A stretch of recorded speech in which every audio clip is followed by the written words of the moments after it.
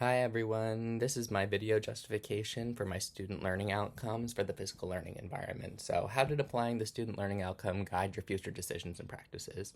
I think realizing from the start that things weren't all going to immediately fall into place on that very first moment that everything was set up was a huge learning experience, an obstacle I really had to overcome while I was trying. Everything felt like it was trial and error for a little while before we finally got into the groove of the routine. Kids started to understand that we were transitioning from this point to this point, from this point to this point, obviously with verbal warnings, with everything in between to help them adequately prepare to move on and transition to a next activity. In terms of the future, I think it's just a matter of learning to be a little bit more patient with it. Not everything is just immediately going to come together. You need to work and start to establish that routine with the whole class before things really start to fall into place and things start working out in the way that you want them to. So I think that in terms of applying the effect of the physical learning environment in the classroom had a major impact on the class after a few weeks. I really started to realize a lower amount of distractions and disruptions. I think because the kids had a lot more space to prepare themselves to move from activity and activity, and there wasn't anything confusing or being thrown out of left field, they always were aware of what was coming next and how much time they had before they had to get to that point. So it really helped keep the flow of the day a lot more smooth. We were able to accomplish a lot more as students because they were able to understand that this was not going to be their entire day. They were only going to have to do this one thing for this set amount of time, and then something else would happen.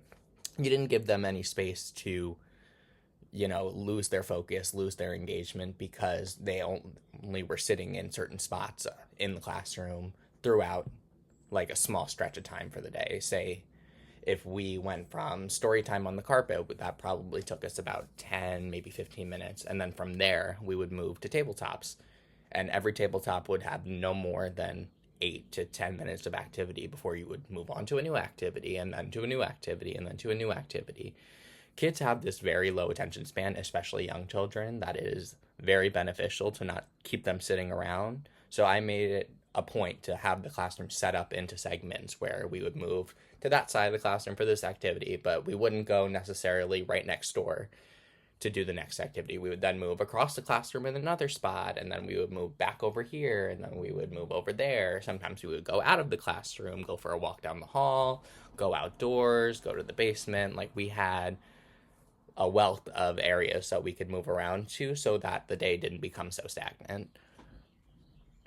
I think in terms of next step, I definitely need to understand that I'm going to be preparing myself and having a little bit more patience to really be proactive in having this stuff sorted out from the very beginning, making sure I know exactly how I want everything laid out and how I want everything to be, where I want everything to be, where things are going to go, and how will that help us to continue that active flow of lessons, no disruptions, plenty of scaffolding, all that fun stuff.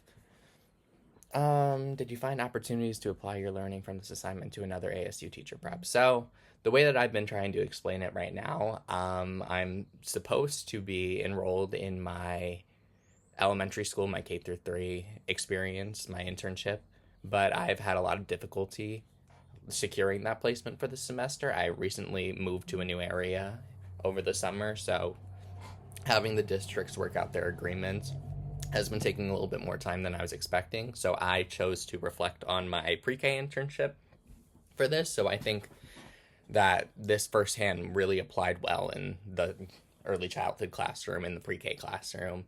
I noticed a huge uptick in attention engagement from students versus how it was when I had initially started with them as an assistant.